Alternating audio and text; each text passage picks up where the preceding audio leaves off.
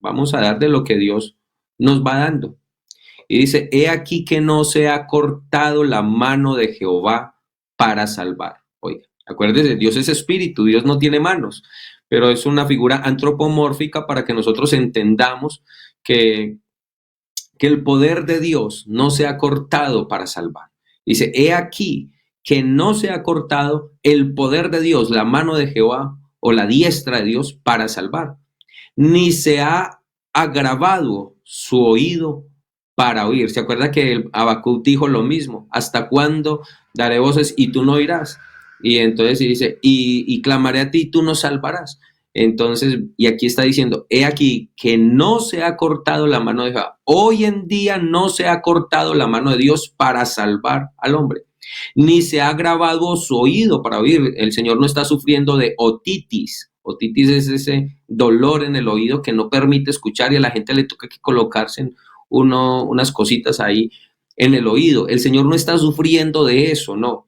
Pero ¿qué es lo que pasa? Miremos entonces qué es lo que dice el versículo número 2, porque ahí dice el pero. El por qué no es que Dios ya no pueda salvar, no es que Dios no pueda oír, no, pero vuestras iniquidades, o sea que hay una razón, hay un pero, vuestras iniquidades han hecho que, dice la Biblia, una división. ¿Entre quién? Entre Dios y el hombre. En este caso se refiere pues a Israel, entre vuestro Dios, entre vosotros y vuestro Dios. Y vuestros pecados han hecho ocultar de vosotros su rostro para no oíros. Vea, hermanos, tan importante que nosotros tengamos en cuenta esto. No es que Dios no quiera salvar. Bueno, ¿y dónde está Dios? Es que si Dios es tan bueno, ¿por qué permite que se mueran los niños? Si Dios es tan bueno. No, hermano, la culpa no es de Dios, la culpa es del ser humano que se ha querido. Esto es un querer del hombre, ha querido alejarse de Dios. Entonces aquí dice, pero vuestras iniquidades, ¿cuáles iniquidades? ¿Cuáles maldades? ¿Cuáles injusticias? Las del hombre. Han hecho que una división entre ustedes y Dios. Y han hecho que Dios oculte el rostro. Dios no tiene un rostro, porque Dios en esencia es espíritu. Eso son figuras antropomórficas que se usa para que nosotros podamos entender. No es que Dios está por allá en una esquina escondiéndose. No, no, no. Lo que quiere decir, hermano, lo que nos quiere dar a entender es que la santidad de Dios es tal que obliga a Dios a estar lejos del hombre pecador. El hombre no puede estar cerca de Dios debido a su pecado. Eso es lo que dice. No es que se haya cortado la mano de Jehová para salvar, no es que se le haya acabado el poder a Dios para salvar, no es que el oído a Dios se le haya ya dañado, ya no está agudo el oído de Dios para oír. Y Señor, y yo le clamo a usted, pero sí, está bien, usted clama, pero necesitas alejarte del pecado, porque el pecado hace una enemistad, hace una división, hace una separación entre Dios y el ser humano, que es un pecador. Eso es lo que dice la palabra del Señor, que el ser humano entonces es un pecador. Eso no tiene discusión. Romanos capítulo número 3, el verso 3, dice, por cuanto todos, no dice algunos, no, por cuanto todos pecaron y están destituidos de la gloria de Dios. Romanos 5:12 dice, por tanto como el pecado entró en el mundo por un hombre. ¿Por cuál hombre? Pues por Adán. Porque Adán viene de un vocablo hebreo que es Adama, que significa humanidad. Entonces, esas son unas normas universales o unas leyes universales. Lo que Dios le dijo a Adán, se lo dijo a Adama, o sea, se lo dijo a la humanidad. Y como el ser humano, Adán, decidió pecar, pues en él todos, el resto de los seres humanos, estábamos tiempo pasado, porque llegó Cristo. Si no hubiera venido Cristo, todavía estaríamos muertos en delitos y pecados. Y dice, por tanto como el pecado entró en el mundo por un hombre y por el pecado la muerte, así la muerte pasó a todos los hombres. ¿Por qué pasó a todos los hombres? Dice, por cuanto todos pecaron. No es que a Dios se le haya agravado la mano. Vea, Dios es fuerte y poderoso. Hablemos un poco de eso. Mire lo que dice la Biblia en Lucas capítulo número 11, el versículo número 21. Lucas 11, versos 21, que dice, cuando el hombre fuerte armado guarda su palacio, en paz está lo que posee. Pero cuando viene otro más fuerte que él y le vence, le quita todas las armas en que confiaba y reparte el botín. El que no es conmigo, contra mí es, y el que conmigo no recoge, desparrama. ¿De qué viene hablando? Pues está hablando de alguien muy fuerte y que es un hombre tan fuerte que tiene su palacio todo guardado. Pero también nos viene hablando de uno que es más fuerte de que ese que está guardando su palacio. La Biblia dice en Mateo capítulo número 28, el verso 18, que Jesús se acercó a los discípulos y les dijo, todo el poder, toda autoridad, toda potestad me es dada en el cielo y en la tierra. Ve, hermanos, esta semana cayó una tempestad aquí en Venecia y eso se veían volar las tejas. Algunos hermanos están afectados porque se les volaron algunas tejas. Estamos mirando a ver cómo les ayudamos.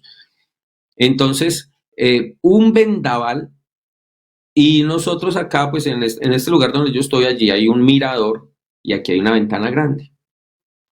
Entonces eso se veía las tejas de los vecinos volar del vendaval. No podemos negar que había un vendaval. La gente, mucha gente estaba atemorizada. Se escuchaba, desde acá se escuchaba a una cuadra cómo se doblaban las guaduas. Las guaduas se doblaban, hermanos, eso traqueaba impresionante. Y después del vendaval me fui a dar una vueltica así por el pueblo y en el parque principal un árbol muy grande, una rama de ese árbol cayó sobre un carrito, un Twingo, y eso, mejor dicho, lo hundió, le quebró los vidrios, eso hizo una cantidad de cosas, esa ramita.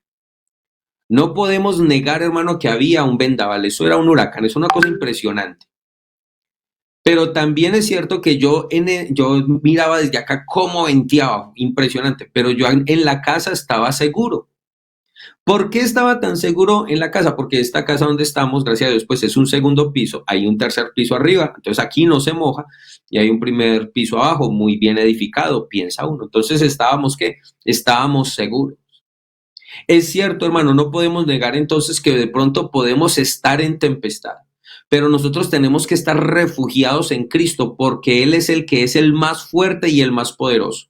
Acuérdense que Jesús se acercó a sus discípulos y les dijo, todo el poder, oiga, toda la autoridad, no una parte, no, todo el poder es mío. En el cielo y en la tierra no hay nadie como yo. Lo que quiere decir que si había alguien podría decir que es que en el cielo había alguien más poderoso que Cristo, pues lo dejó sin poder porque la Biblia dice que todo el poder es de Cristo. ¿En dónde? En el cielo y en la tierra. No podemos negar que el mundo entero está bajo el maligno. Eso es lo que dice la Biblia en primera de Juan capítulo número 5, el verso 18.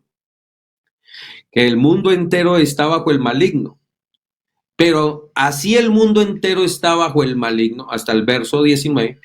Así el mundo entero esté bajo el maligno, la iglesia está protegida. Hermano, la iglesia está protegida. El enemigo no tiene nada que ver con la iglesia. La Biblia dice que el que es nacido de Dios no practica el pecado, porque aquel que fue engendrado por Dios, o sea, Cristo, le guarda. ¿A quién? Al que es nacido de Dios. Al que no practica el pecado, Cristo le guarda. Y dice, y el maligno no le toca. Hermano, esto no tiene discusión. El diablo no te puede tocar.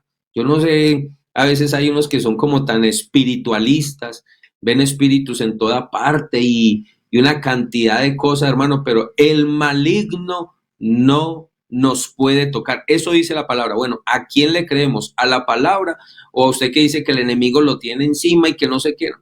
Yo le creo a la palabra. El enemigo no nos puede tocar. Podemos estar en tempestad, pero hermano, usted está en la roca que es Cristo.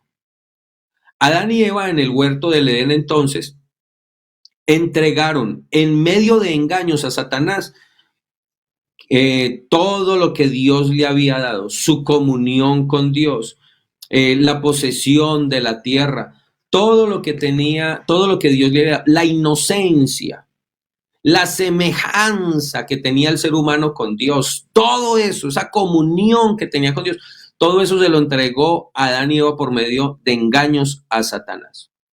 Eso es un botín y ese botín también hay que recuperarlo. Eso es lo que hace el Evangelio, restaura nuevamente, restituye al ser humano, porque la Biblia dice que el ser humano está destituido de la gloria de Dios. Eso no tiene discusión. El ser humano está destituido. No es que la mano de Dios se haya cortado para poder salvar, no. No es tampoco que el oído de Dios se haya agravado para no oír, no. Lo que pasa es que las iniquidades han hecho una división entre ustedes y Dios. Digo ustedes porque en este momento, gracias a Dios, no lo digo con arrogancia, el Señor me guarde, no. Gracias a Dios, yo decidí creerle al Evangelio. Y el Evangelio al ser humano lo dignifica, al ser humano el Evangelio lo cambia, lo transforma, le cambia la condición de pecador a ser un hombre justificado por la palabra del Señor. Entonces el ser humano le cambió, le entregó todo eso a Satanás, cambió su eternidad. El ser humano, la Biblia no me muestra que iba a morir, no me muestra que iba a tener enfermedades, bueno, muchas cosas. Todo eso, el enemigo se lo arrebató al ser humano. Esa semejanza que tenía con Dios. En conclusión, pues, la caída del hombre lo que hizo fue una rebelión aquí en la tierra, una rebelión contra Dios. El ser humano, con esa decisión, se rebeló contra Dios. Se levantó contra Dios. Así es que el ser humano se volvió un pecador, se alejó de Dios. El Dios quiere tener comunión con el ser humano, pero el ser humano entonces se alejó de Dios. ¿Qué le tocaba que hacer a Dios entonces? Restituir al ser humano, pues le tocaba porque él quiso. ¿Qué le correspondía hacer a Dios entonces? Venir a la tierra en condición humana, porque el pecado fue en condición humana. Entonces, y vencer entonces a Satanás. Mire, si Dios en su calidad de Dios, si escuchan ruidos pedimos disculpas, usted sabe que estábamos en un pueblo y va pasando el carro de la basura. Entonces, si Dios en su calidad de Dios, con todo su potencia, su esplendor, su espíritu, vence a Satanás, pues eso no tiene gloria, no tiene gracia. Ay, ¿cómo así? ¿Cómo así eso? Espéreme, yo le explico. Es muy sencillo. La Biblia me muestra a mí la grandeza de Dios, el poderío de Dios, la magnificencia de Dios. Eso es lo que me muestra la palabra. Tan grande nuestro Dios. Y la Biblia también me dice que no le puedo comparar con absolutamente nada. Le voy a colocar un ejemplo.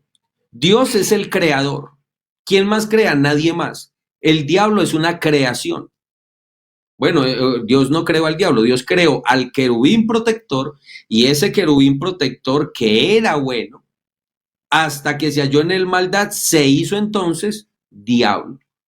Él se hizo a sí mismo el diablo. Entonces, Dios es el creador. El diablo es una criatura. Dios es todopoderoso. El enemigo, Satanás, no es todopoderoso. Dios todo lo sabe. El enemigo, Satanás, no lo sabe todo.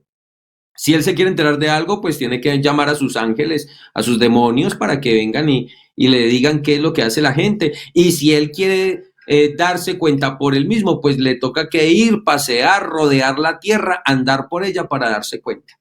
Dios no. La Biblia habla de esos ojos de Dios que están en todo lugar. Y no es que Dios esté lleno de ojos, porque Dios no tiene ojos, son figuras antropomórficas para que nosotros podamos entender que Dios lo conoce todo.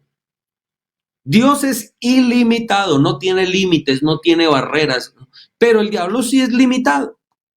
Ahora, yo le hago un ejemplo.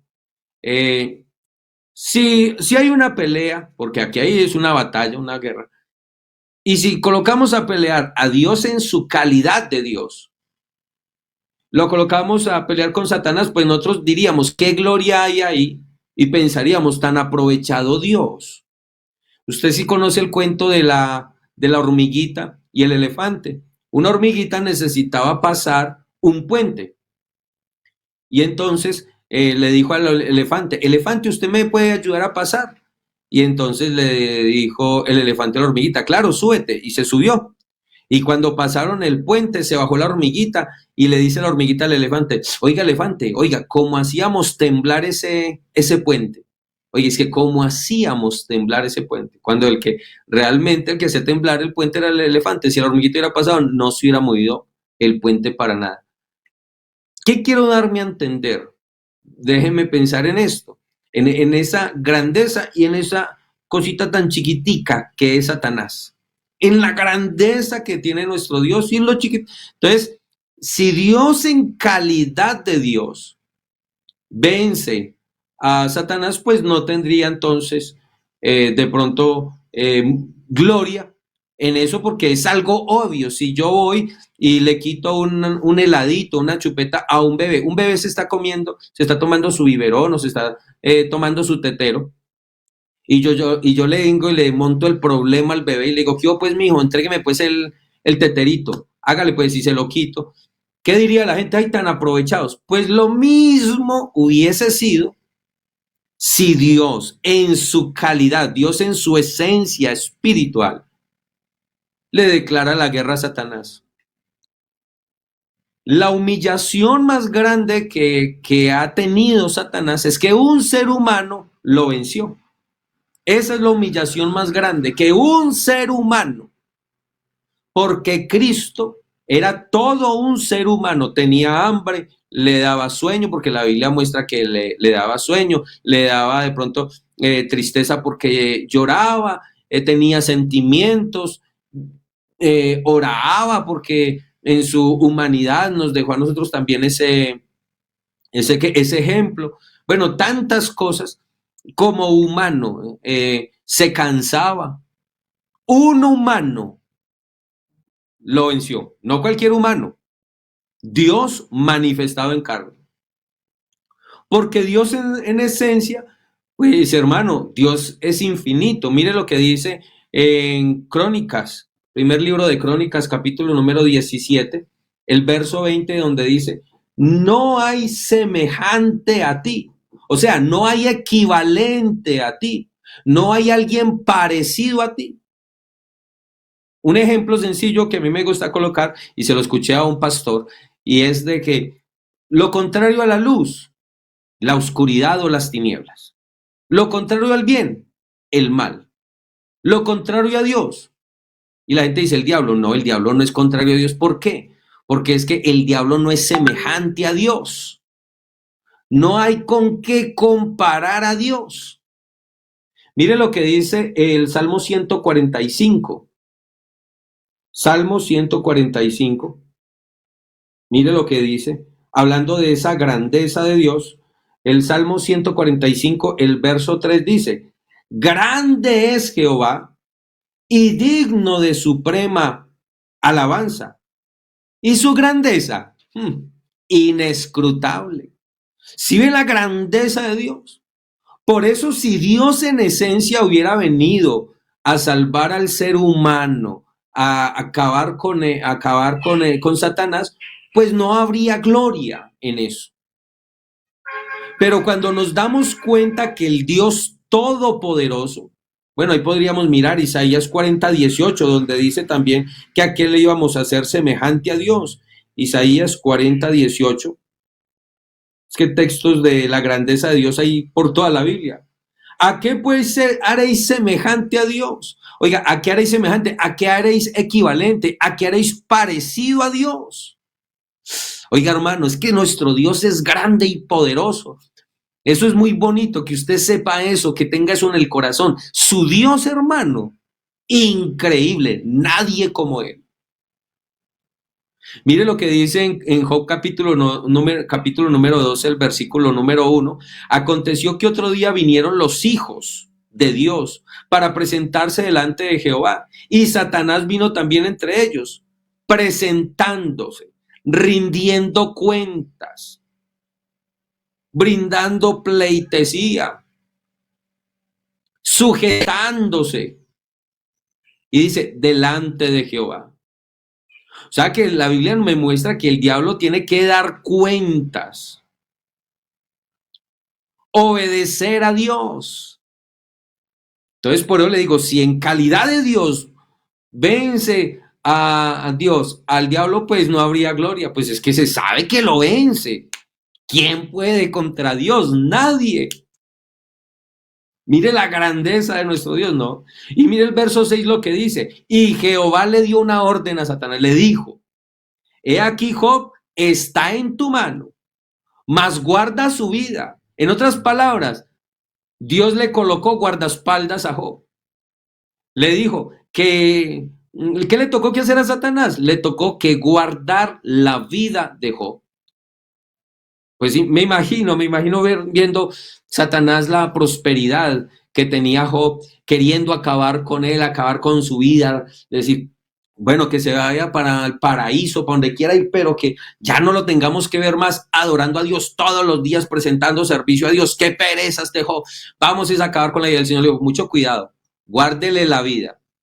Está bien, tóquele las posesiones, tóquele de pronto, pero guárdele la vida. ¿Ah? Ay, bendito. ¿Qué le tocó que hacer a Satanás? Mío, guardarle la vida a Job. Entonces sí me hago entender, o sea, la grandeza de nuestro Dios. Si Dios en su esencia, la esencia de Dios, su naturaleza espiritual, vence a Satanás, pues no habría gloria. Porque Dios, ¿quién se le puede comparar? ¿Quién es parecido, siquiera semejante a Dios? Ninguno. No hay ninguno equivalente a Dios. Eso está por toda la Biblia. Él dice, yo solo que extiendo los cielos como una cortina. Hermano, la Biblia dice, él solo. Y hay algo que Dios no conoce, dice la Biblia. Otro Dios igual a él. Diciendo que no hay, no existe. Él es el único Dios. Entonces lo que quiero mostrar, hermano, es de la condición de Satanás frente a Dios. Que no hay gloria si Dios vence a Satanás desde su condición divina.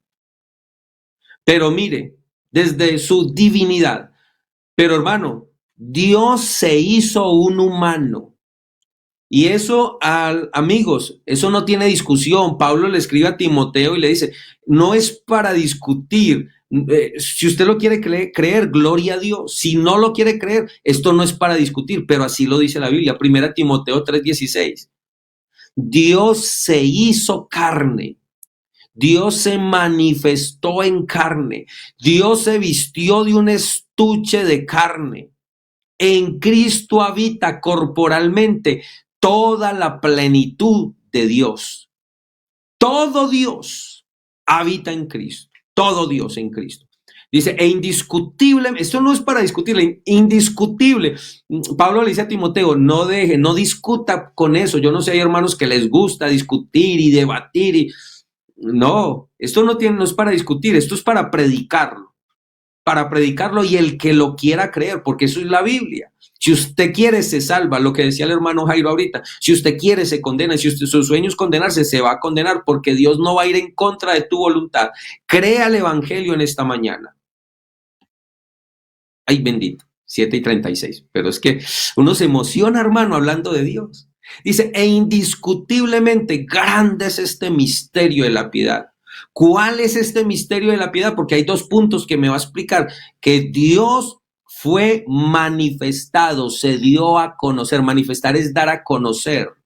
Se reveló. ¿Ustedes se acuerdan que antes, los que estamos más viejitos, no habían celulares, sino que uno tomaba fotos y usted no podía ver la foto hasta que mandaba el rollo a revelar, y cuando revelaba era que mostraba la foto, cómo había quedado. Ahí no había forma de borrarla y decirle, venga, que voy a cambiar de pose, que voy a hacer nada. Como quedó, quedó. Y se revelaba la foto, se daba a conocer la foto. ¿Qué es lo que dice? El misterio y la piedad no tiene discusión. ¿Qué? Que Dios se reveló, se manifestó, se dio a conocer en carne. que fue justificado en el Espíritu, que fue visto de los ángeles, predicado a los gentiles, creído en el mundo y recibido arriba en gloria. ¿Quién fue recibido arriba en gloria? Dios manifestado en carne, eso fue. El Dios. ¿Cuál Dios? El único que hay. Dios se hizo carne y él fue recibido arriba en gloria. ¿Quién fue creído en el mundo? Dios. ¿Quién fue predicado a los gentiles? Dios. ¿Quién fue visto de los ángeles? Dios. Oiga, a Dios nadie le ha visto jamás o nadie le vio jamás. Pero ¿quién lo dio a conocer? Cristo. ¿Quién fue justificado en el Espíritu? Dios manifestado en carne. Ahora cambie la respuesta. ¿Quién fue recibido arriba en gloria? Jesús. Creído en el mundo, Jesús. Predicado a los gentiles, Jesús. Visto de los ángeles, Jesús. Justificado en el Espíritu, Jesús. ¿Quién es Dios manifestado en carne? Jesús. Dios se hizo un humano. ¿Qué dice primera de Juan 5:20? Que Jesús es el verdadero Dios y la vida eterna. ¿Cuál Dios? El único que hay. Es que no hay más, hay uno. La Biblia dice, ¿tú crees que Dios es uno? Bien haces, porque los demonios también creen y tiemblan. Juan 1:1 dice que el verbo es Dios y Juan 1:14 dice que el verbo, o sea Dios, se manifestó, se hizo carne. Juan 1:14. Romanos 9:5 dice que Cristo es el verdadero Dios bendito por los siglos. Dice, de quienes son los patriarcas y de los cuales según la carne vino, ¿quién? Cristo, el cual es Dios por encima de todas las cosas, bendito por los siglos. Entonces, Dios vino a pelear como un humano, porque si viene en su esencia, no habría gloria en ello. ¿Cuál es la grandeza de este evangelio? Que el Dios Todopoderoso se hizo se vistió de un estuche de carne, se hizo un humano. Eso fue lo impensable, lo que ojo no vio, ni oído yo, ni había subido al pensamiento o al corazón del hombre. Era eso, que Dios se manifestara en carne. Eso era una locura. ¿Quién iba a pensar eso? Pero a Dios se le ocurrió. Porque el diablo dijo, bueno, yo conozco muchos hombres, todos han fallado. Noé fue un borracho. Usted sabe que Abraham fue un mentiroso. Jacob fue un suplantador o un usurpador. Moisés fue un asesino. Sansón fue un promiscuo sexual. David fue un adúltero. Salomón un idólatra. Pero Cristo, mire la diferencia, pero Cristo. La Biblia dice, pero Cristo no hizo pecado. Eso dice la Biblia en Primera de Pedro capítulo número 2, el verso 22. Dice que Cristo no hizo pecado, ni se halló engaño en su boca. Y Santiago 3, capítulo 3, versículo número 2, eso, el cual no hizo pecado ni se halló engaño en su boca. Y en Santiago el capítulo número 3, el verso 2 nos dice que el que refrena su lengua es un varón perfecto. Cristo es perfecto. Fue juzgado en todo, el cual no hizo, escuche por favor, no hizo pecado. Yo sé que Abraham se equivocó, yo sé que Jacob, cualquiera de los patriarcas, el que usted quiera, algo tuvo que haber tenido. Pero el perfecto es Cristo, Dios manifestado en carne. En eso sí hay gloria. Que Dios se despoje a sí mismo de su gloria para venir a salvar al ser humano, para venir a quitarle el botín al valiente. Hubo uno más valiente que Satanás. Gloria al nombre de Jesús. La Biblia entonces dice que en Génesis capítulo número 3, el verso 24, que echó pues fuera al hombre y puso al oriente del huerto de Edén querubines y una espada encendida que se revolvía por todos lados para guardar el camino del árbol de la vida. Si alguien quiere volver al camino de la vida, tiene que pasar por esa espada. Y esa espada, ¿qué es lo que va a hacer? Lo va a hacer morir. Y eso fue lo que hizo Cristo. El problema era aquí en la tierra. Él dijo, yo voy a ir a solucionar el problemita en la tierra y me voy a hacer como uno de ellos, me voy a hacer semejante a ellos. ¿Por qué dice semejante? Porque algunos dicen, semejante no es igual. Claro, no es igual porque Cristo no tenía pecado. Ya vimos que fue juzgado en todo, pero sin pecado. Cristo no hizo pecado, dice la Biblia, y yo creo lo que dice. la Biblia. Y él dijo, voy a organizar esa situación del ser humano. No había forma en que el ser humano, en que usted y yo nos pudiéramos salvar, no había forma. Y como Dios conoce eso, dijo, me voy a ir a solucionar. Hay un hombre fuerte, pues le va a llegar uno más fuerte que le va a dar sopa y seco. Y le va a quitar el botín. El botín son las almas, son las personas. Y va a abrir la puerta de la cárcel, porque Satanás es un amo cruel que se había prometido a sí mismo cerrar al hombre en la puerta de la cárcel y nunca abrírsela. Pero usted sí se acuerda qué pasó con Pedro. A Pedro lo tenían encarcelado con 4 grupos de soldados en lo más profundo de la cárcel y habían que pasar 4 guardias. Y dice la Biblia que vino, la iglesia hacía oración sin cesar por Pedro. Un ángel vino y le tocó en el costado, sacó a Pedro, le dijo, átate los sandalios, cíñete y átate las sandalias porque nos vamos de acá. Pedro pensó que eso era una visión lo que él veía. Y la Biblia dice que la última puerta era de hierro. Y esa puerta, la Biblia en el griego original dice que se abrió por sí misma, se abrió automáticamente. Lo sacó de la cárcel.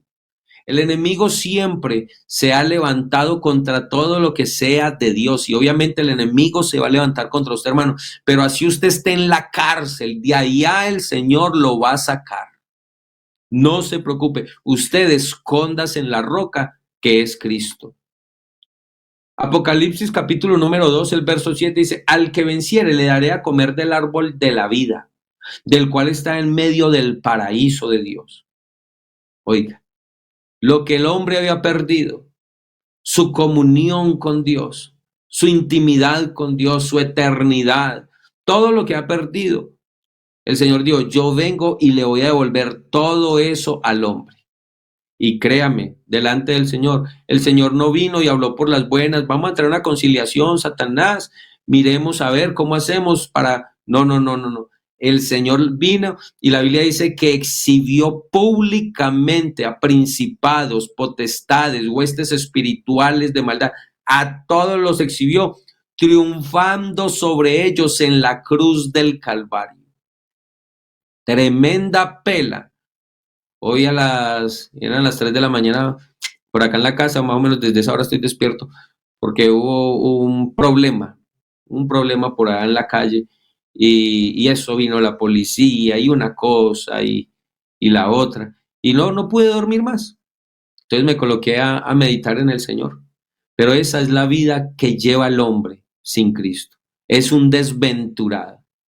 Por eso la mayor riqueza que nosotros tenemos se llama Jesucristo. Isaías 53:5 dice lo que Cristo hizo por nosotros. ¿Se acuerda que había un querubín y una espada que se revolvía para no poder acceder al árbol de la vida? El Señor gustó de la muerte, pasó por la muerte, dice, mas él herido fue por nuestras rebeliones. ¿Fue qué? Herido por nuestras rebeliones. Oiga, fue molido por esa espada, fue molido por nuestros pecados. Por nuestros pecados él fue molido. El castigo de nuestra paz fue sobre él.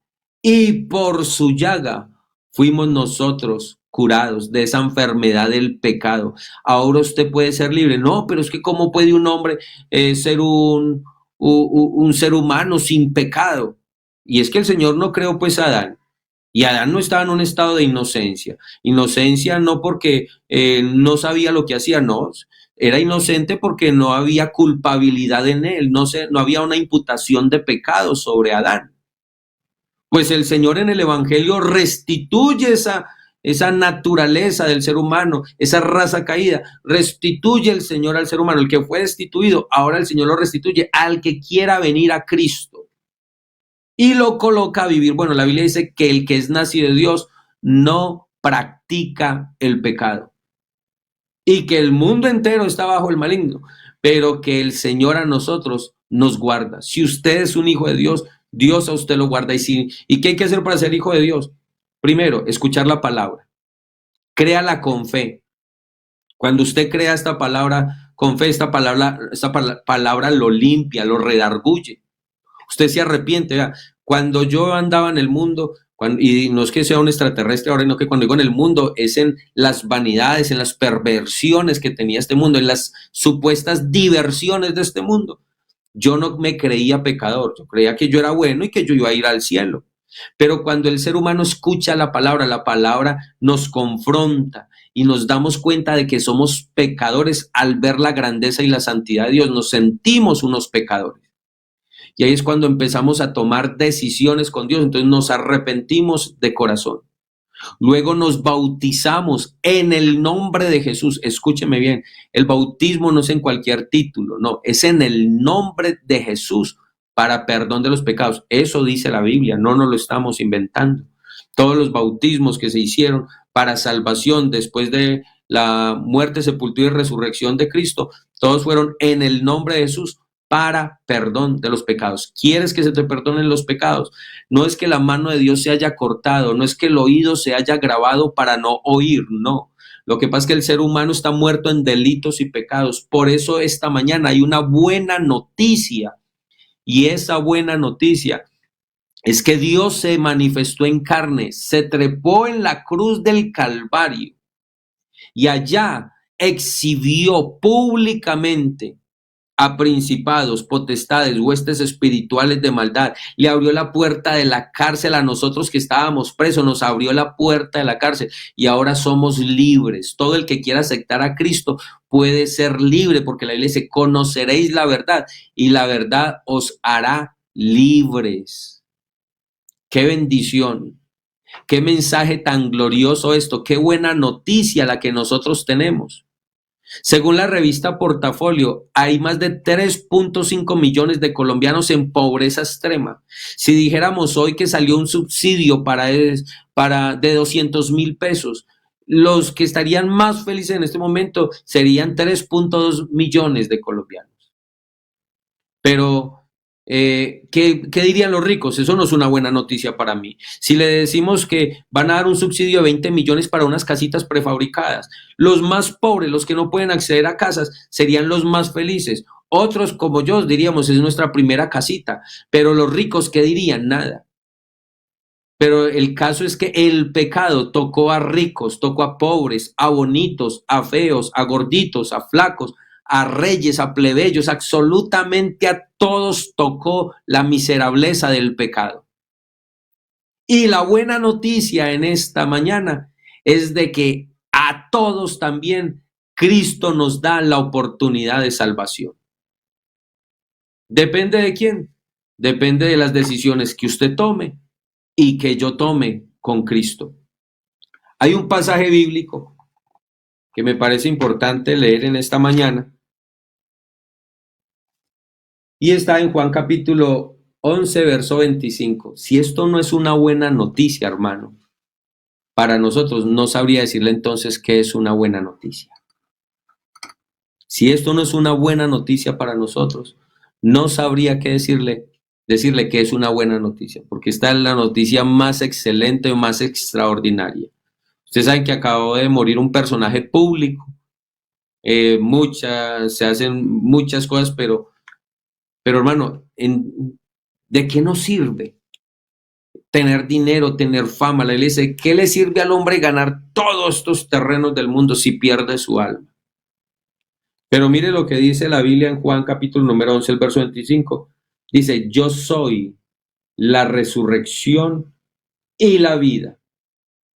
El que cree en mí, aunque esté muerto, vivirá.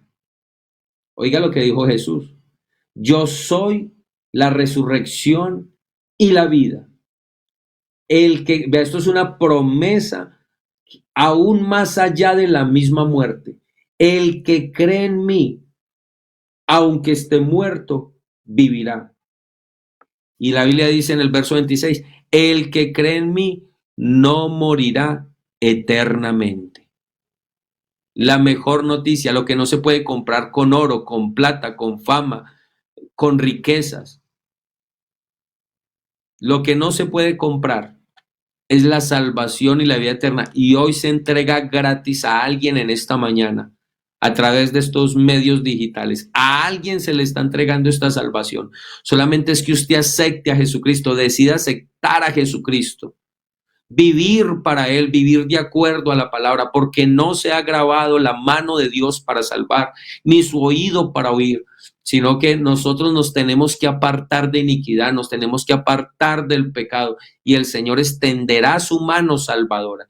Si usted deja su mal camino, si usted empieza a meditar en esta palabra, si usted empieza a escuchar la palabra, permite que la palabra haga un efecto en su vida, usted escucha esta palabra con fe, Dios hará algo en su vida inimaginable. Porque Cristo es la resurrección y la vida, porque Cristo es el camino. Usted dice, yo estoy perdido, no conozco el camino. Tranquilo, Cristo es el camino. Venga, ¿y cuál es la verdad? No se preocupe, Cristo lo dijo, yo soy la verdad. Así es que en Cristo vas a encontrar el horizonte. ¿Y qué va a pasar después de la muerte? No se preocupe, Jesús dijo, yo soy la resurrección y la vida. El que cree en mí, dice Jesucristo, aunque esté muerto, vivirá. Y todo aquel que vive y cree en mí, no morirá eternamente. Y termino haciendo esta pregunta. ¿Crees esto? Porque eso es lo que está diciendo el Señor Jesús en su palabra. ¿Crees esto? Amigo, hay una oportunidad de salvación. No la desperdicies. Nosotros nos podemos equivocar en muchas cosas. En un negocio, con quien nos casamos, nos podemos equivocar en muchas cosas. En donde vivimos, el trabajo, la carrera que elegimos, nos podemos equivocar. Pero en lo que corresponde a la vida eterna, no nos podemos equivocar. Y el único camino es Cristo. La única verdad es Cristo. La resurrección y la vida es Cristo. Cristo es el verdadero Dios y la vida eterna. Cristo es la propiciación por tus pecados. Cristo es el que te justifica. Cristo es el que te lava. Cristo es el que te limpia. Cristo es todo. ¿Por qué? Porque Jesucristo es el verdadero Dios y la vida eterna. Y por eso Pablo, escribiéndole a Tito, le dijo, estamos esperando esta esperanza bienaventurada. ¿Cuál esperanza bienaventurada? Dice, la manifestación gloriosa de nuestro gran Dios y Salvador. ¿Y cuál es nuestro gran Dios y Salvador? Y Pablo lo identifica y dice, Cristo, nuestro gran Dios y Salvador. Y Pablo lo identifica ahí en Tito 2:13. Dice, ¿quién es ese nuestro gran Dios y Salvador? Pues Jesucristo. Jesucristo es el verdadero Dios. Si el que no cree en Cristo ya es condenado. Porque el único medio, dice la Biblia en Hechos capítulo número 4, verso 11 y 12, que Jesucristo es el único nombre debajo del cielo dado a los hombres en el cual podamos ser salvos. Vamos a orar. Yo quisiera orar por alguien en esta mañana. Este medio es un medio de difusión de salvación. Este programa es un medio para salvar a alguien. Y esta mañana que me levanté le decía, Señor, háblele a alguien, salve a alguien. Puede ser que alguien esté al borde del abismo, que sea el último llamado que Dios le esté haciendo, pero que hoy tú puedas entender y puedas comprender y quieras entregarle tu vida a Jesucristo. Quisiera orar contigo en esta hora, en el nombre poderoso de Jesús. Dile al Señor conmigo, Señor Jesús, aquí estoy en esta mañana, he escuchado tu palabra. Yo quiero, Señor, creer esta palabra con fe. Recibo tu palabra con fe, Dios mío, en esta mañana. Reconozco que he estado lejos de ti, pero hoy quiero gozar de tu salvación. Hoy quiero estar más cerca de ti, Dios mío. Quiero que si algún día muero, pues yo pueda partir a la eternidad, pero contigo, Señor, yo no me quiero condenar. Hable con Dios. Si quiere, dígale estas mismas palabras que yo le estoy diciendo. Hable con Dios en este momento. Dios mío, por favor, glorifícate en mi vida. Dígale, Señor, entre a mi vida. Le doy permiso de que entre a mi vida. Cambie lo que tenga que cambiar. Quite lo que tenga que quitar. Aleje de mí lo que tenga que alejar, Señor. Me quiero colocar en tus manos. Cumple tu propósito en mi vida, Señor. Perdóname, límpiame, lava mis pecados. En tu nombre santo, Jesús, te lo pido. Amén y amén. Amigo, congréguese, por favor. La Iglesia Pentecostal Unida de Colombia está, somos más de 5,000 pastores en Colombia, o sea que hay congregaciones casi por todo el territorio colombiano. Busque, por favor, déjese orientar, no pierda esta oportunidad de salvación. Les amo, el Señor Jesús les bendiga. Les habló el pastor Julián Vargas desde Venecia, Antioquia. Bien, pues, hermano Jairo.